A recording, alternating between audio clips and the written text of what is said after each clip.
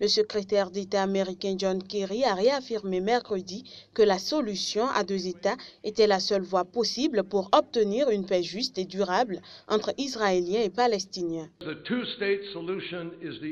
La solution de deux États est la seule voie possible pour obtenir une paix juste et durable entre Israéliens et Palestiniens. C'est la seule façon d'assurer l'avenir d'Israël en tant qu'État juif et démocratique, vivant côte à côte en paix et en sécurité avec ses voisins.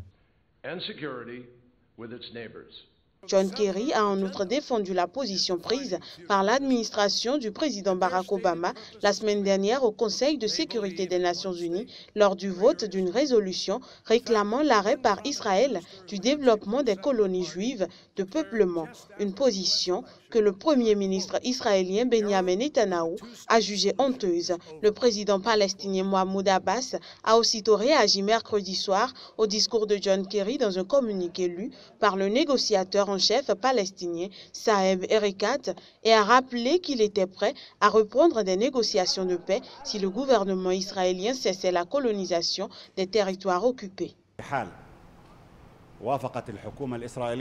Dans le cas où le gouvernement israélien accepte de cesser toutes ses activités de colonisation, incluant Jérusalem-Est, et accepte de mettre en place les accords déjà signés sur une base réciproque, alors l'autorité palestinienne se dit prête à reprendre les négociations permanentes sur la base du droit international et sans cadre temporel limité. Avant le discours de John Kerry, son dernier en tant que secrétaire d'État de l'administration Obama, le futur président Donald Trump avait de nouveau apporté son soutien à Israël, dont les relations avec l'administration Obama sont notoirement exécrables. La loi a été approuvée au Sénat par 69 voix pour et 0 contre. Le Parlement colombien a approuvé mercredi la loi d'amnistie des FARC, premier pas vers la concrétisation de l'accord de paix signé avec cette guérilla. Ce texte, qui prévoit l'amnistie ou la grâce aux membres des forces armées révolutionnaires de Colombie, FARC marxistes accusés de délits politiques ou connexes, était prévu par l'accord de paix signé le 24 novembre pour mettre fin à plus de 52 ans de confrontation avec la plus importante et plus ancienne guérilla du pays. Les parlementaires du Centre démocratique, le parti de l'ex-président et actuel sénateur de droite Álvaro Uribe, étaient contre l'amnistie et se sont abstenus de voter ainsi qu'ils l'avaient fait lors de la ratification de l'accord de paix par le Congrès le 30 novembre. Nous sommes contre cette proposition de loi. Pour pouvoir continuer dans les garnisons militaires, ils doivent accepter de se soumettre à une justice spéciale.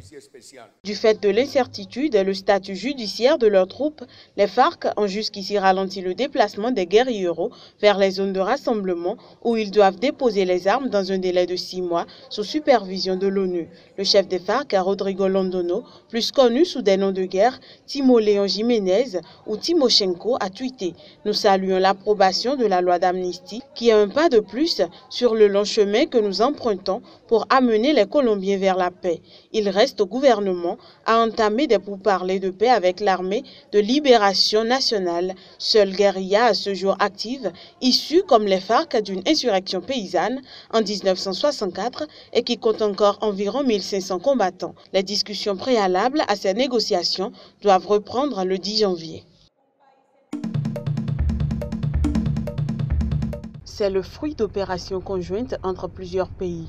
Au total, 1,1 tonne de cocaïne destinée au marché australien saisie et un vaste réseau de trafic de cocaïne démantelé. Selon la police fédérale australienne, cette quantité saisie est la plus importante de l'histoire de la lutte contre les stupéfiants en Australie.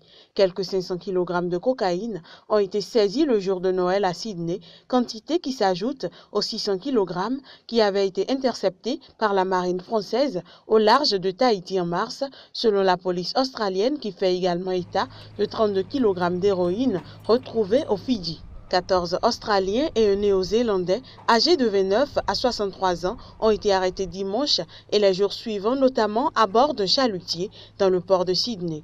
La valeur à la revente de la drogue saisie est estimée à 360 millions de dollars australiens, soit 248 millions d'euros. Ce coup de filet a été opéré dans le cadre d'une enquête qui a débuté il y a plus de 2 ans et qui se poursuit notamment sur les fournisseurs de ce réseau.